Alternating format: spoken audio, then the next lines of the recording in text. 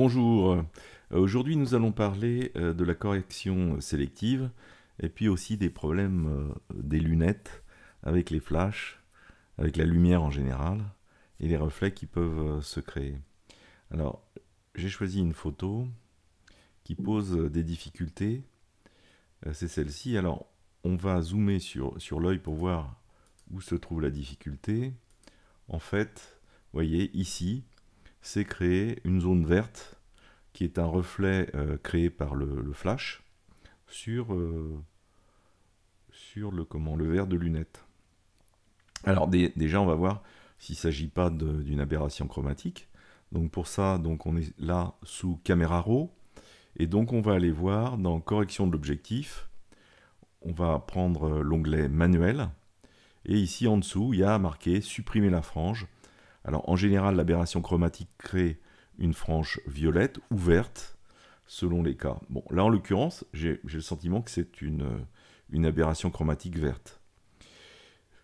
Donc je vais commencer à toucher le curseur du vert et en fait je vois que rien ne se passe, même si je change la gamme ici en bas des teintes vertes, rien ne bouge. En fait ce n'est pas une aberration chromatique. Alors, on peut essayer aussi avec le violet, hein, mais là c'est pareil. Je touche les curseurs, je bouge un petit peu tout.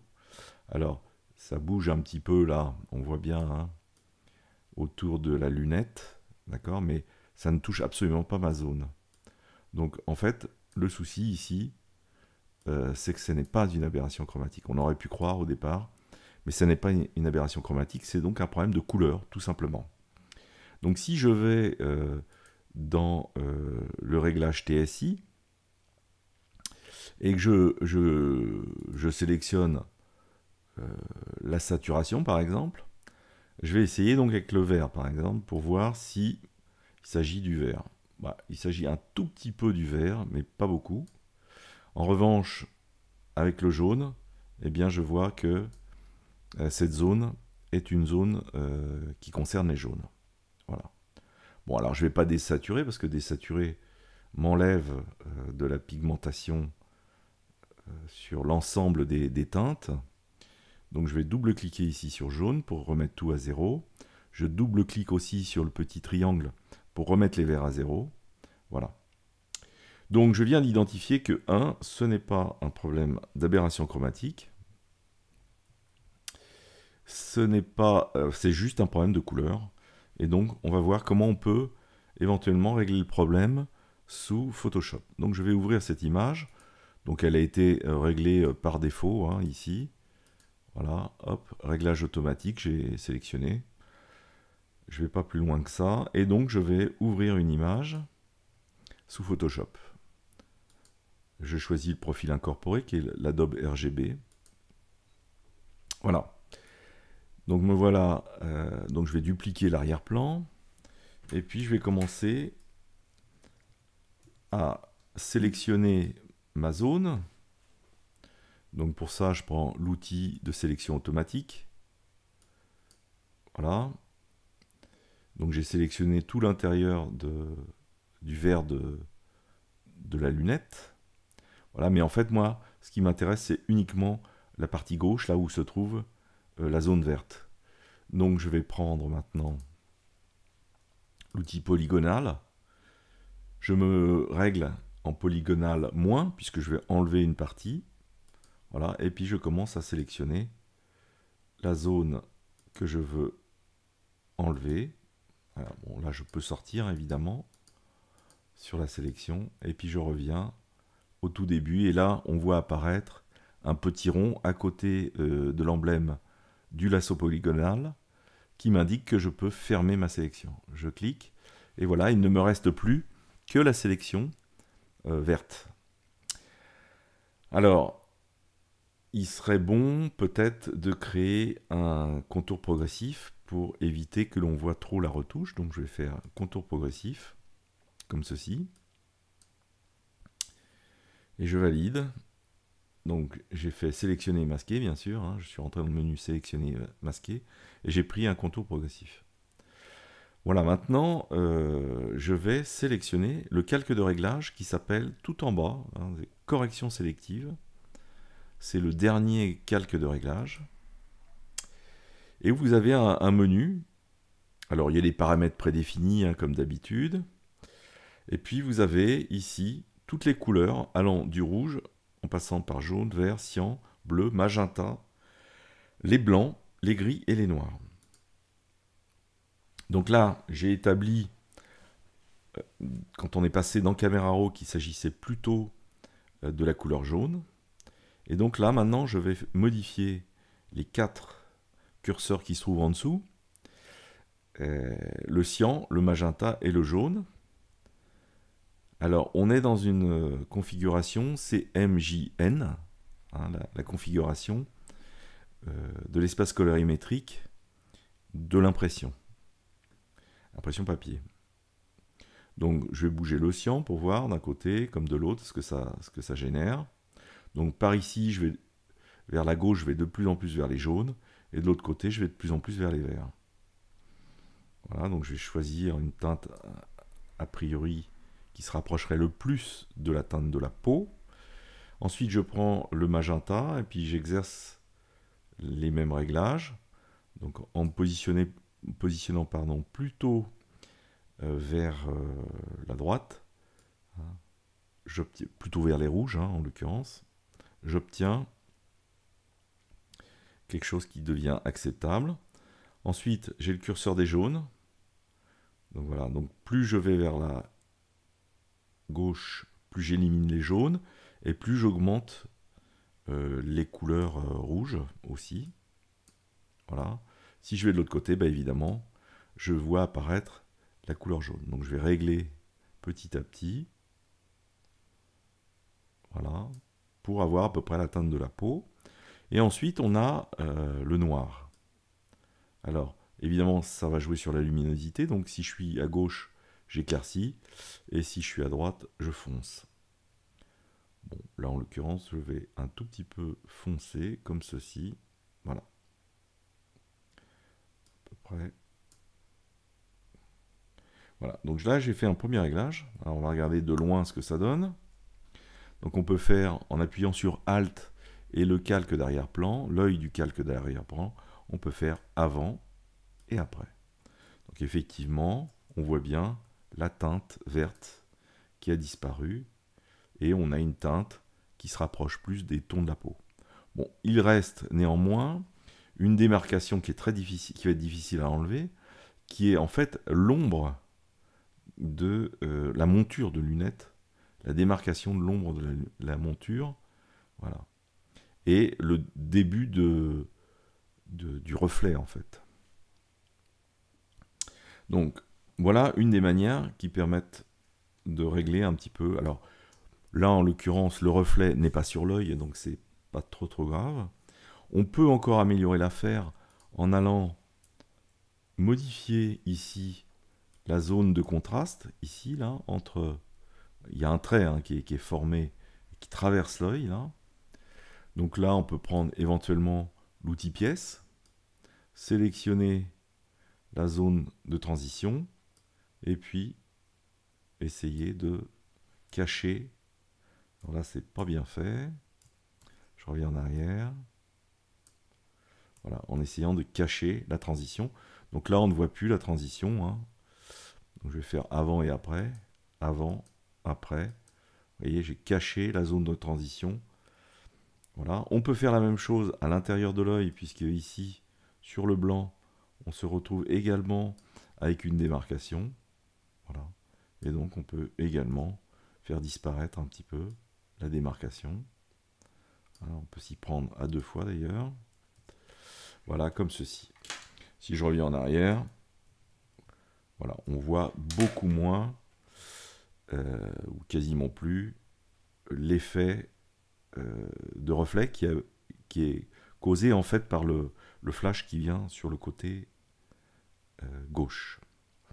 Alors, ce qu'on peut faire aussi sur les yeux, vous voyez, par exemple, j'ai ici un flash qui est dans une softbox carrée. Et ça fait, sur l'œil, un reflet carré. Alors c'est très joli en général, les reflets de flash dans les yeux, hein.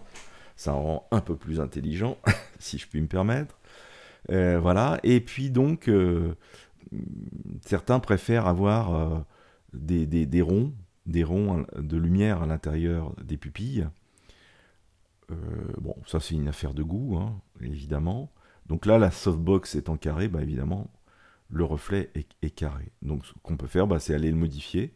Donc je prends pour ça l'outil tampon. Je me positionne à l'intérieur de l'œil. Je choisis un bout de la pupille pour choisir la zone à copier. Donc on fait Alt et on clique sur la zone à copier.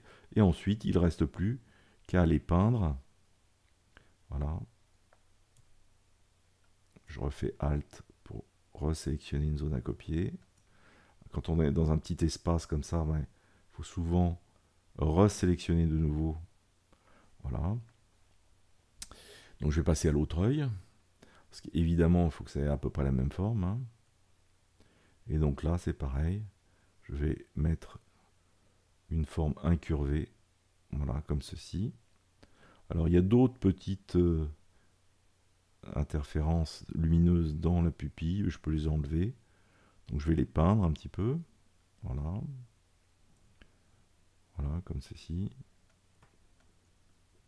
Voilà. Alors, ici, on voit aussi, au niveau de l'œil, ces lunettes ne sont pas très propres à la jeune fille.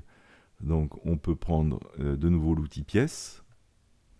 On regarde bien qu'on est bien sur le calque d'arrière-plan, là, qui me sert de base de retouche. Et puis, donc, je vais sélectionner le petit défaut qu'il y a là. Voilà, comme ceci.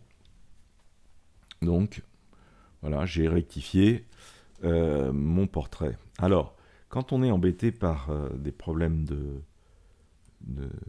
reflets sur les lunettes, il y a une autre technique, mais qui est beaucoup plus radicale, qui consiste à aller copier un œil et de le mettre de l'autre côté. Alors, c'est ce qu'on va faire.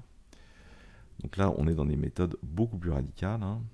Donc, je vais supprimer tout ce que j'ai fait. Je vais de nouveau redupliquer mon arrière-plan. Donc, je fais CTRL-J. Voilà. Maintenant, je m'approche de mon sujet. Je vais sélectionner ici avec l'outil de sélection rapide.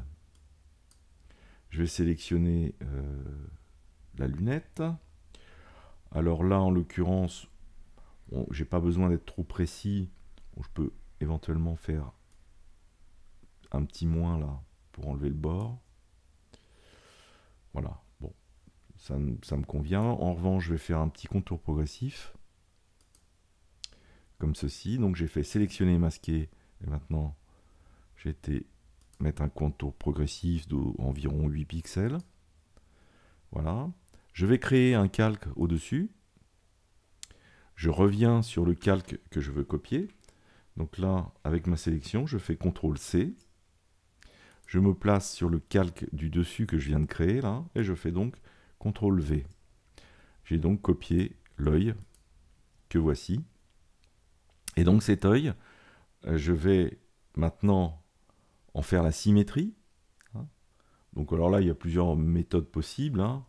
On fait édition, transformation, symétrie, axe horizontal, comme ceci. Je reviens en arrière, je fais CTRL-Z. Ou une autre méthode qui consiste à faire CTRL-T, maintenir la touche majuscule enfoncée et faire passer l'œil de l'autre côté. Voilà.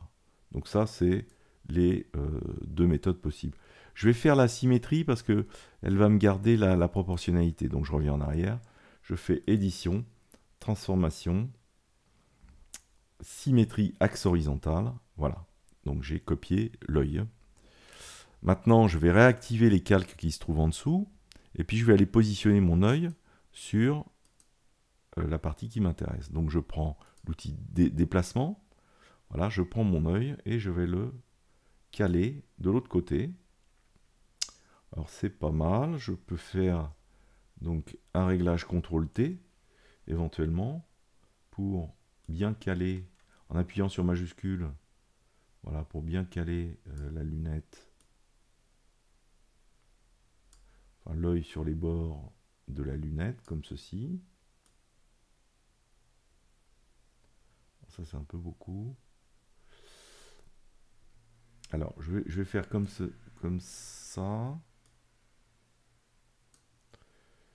Peut-être monter un petit peu. Voilà, comme ceci. Il faut caler correctement l'œil.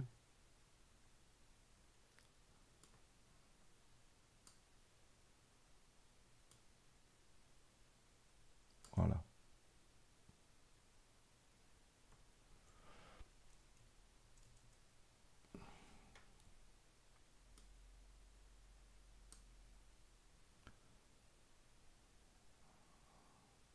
Voilà, comme ça c'est pas mal. Je valide. Alors évidemment j'ai un problème de colorimétrie, hein, de luminosité, puisque en fait le flash vient plutôt en majorité de la gauche, donc il va falloir que je fasse un calque de niveau. Hein. Je vais faire donc un calque de niveau que je vais écrêter donc en appuyant sur la touche Alt et en me mettant entre les deux calques, le calque de niveau 1 et le calque 2, là où se trouve l'œil. Voilà, je viens décréter un calque de niveau.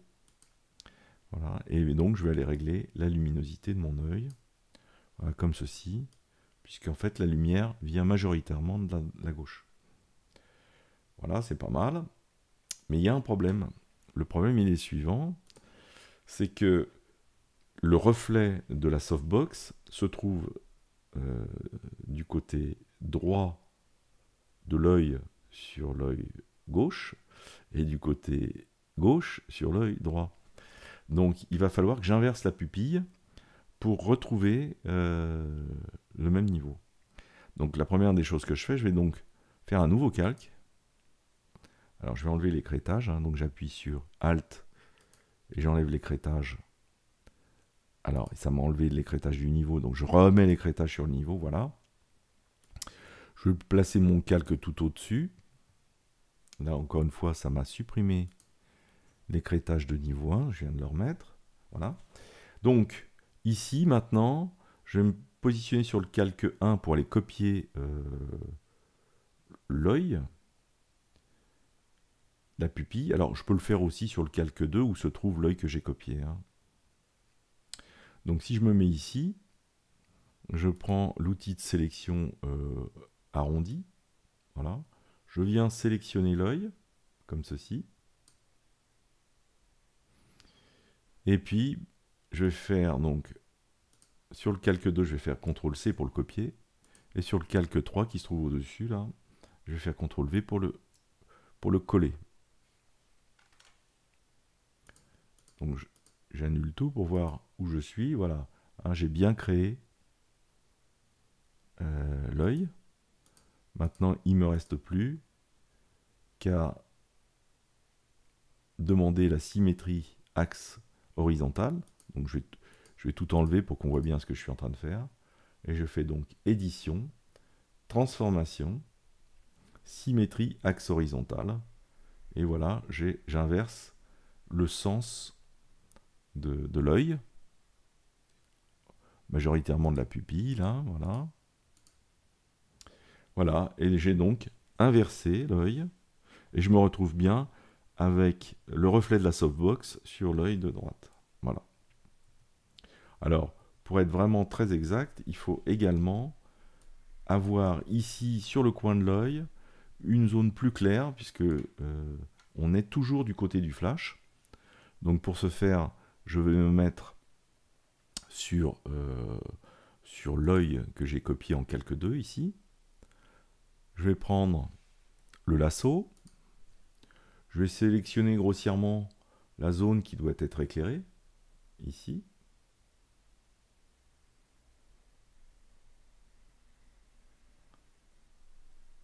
Voilà. Je sélectionne sélectionner et masquer pour améliorer le contour, mettre un contour progressif, voilà, de manière à ce que ma retouche ne se voit pas. Comme ceci. Je fais OK. Et maintenant, bah, je vais faire un niveau que je vais écrêter sur... voilà, donc il l'a fait tout seul, hein, parce qu'il a vu que il y avait un écrêtage au-dessus, donc il considère que c'est un écrêtage qui doit être créé ici. Et maintenant, je clique sur le réglage de niveau, et donc je vais éclaircir un petit peu le coin de l'œil, puisque le flash arrive jusque là. Alors, je reviens en arrière pour bien voir ce qu'on fait. Voilà. Donc, avant, après, voilà. Alors, la zone est un tout petit peu marquée, donc je vais aller dans le calque, le masque, pardon, associé. Dans le masque associé, si je clique dessus, je vois apparaître en bas les propriétés du masque. Et là, je vais rajouter du contour progressif de manière à voir disparaître une petite frange que j'avais. Voilà. Et là, maintenant, c'est vraiment très progressif et on ne voit pas la retouche. C'est parfait. Avant, après, avant, après. Voilà. Alors, il faudrait encore nettoyer un peu les lunettes parce que ces lunettes ne sont pas propres, pas la jeune fille. Voilà, j'en ai terminé. Alors, bien évidemment, après, eh bien, une fois que j'ai terminé toutes les retouches de structure, je peux créer en faisant majuscule, Alt, CTRL, E, un nouveau document qui, là, pour le coup, est propre et sur lequel je vais pouvoir travailler. Donc, je vais faire déjà un recadrage. Voilà, je vais recadrer mon sujet, comme ceci, par exemple. Et puis, bah, je vais faire un niveau final. Voilà, juste parce que je veux le fond plus noir, en fait. Voilà, je veux un fond plus noir. Je vais rééclaircir un peu le visage en remontant les tons clairs. Donc, je suis allé chercher les tons foncés vers la droite et j'ai remonté les tons clairs vers la gauche. Voilà, c'est pas mal. Alors, évidemment, on peut faire maintenant avant et après en se mettant sur le calque 0 qui se trouve tout en bas là. Avant, après. Alors, ça peut changer un peu le visage puisqu'en fait, on n'a souvent pas les mêmes yeux, pas la même taille d'yeux. Voilà, c'est pour ça que je dis que c'est une technique un peu extrême. Dans ce cas-là, il était bon de s'arrêter avant et de ne faire uniquement qu'une retouche colorimétrique sur le reflet. Voilà, j'en ai terminé de la correction sélective. Alors vous avez vu qu'avec la correction sélective, on agit plus que sur une couleur.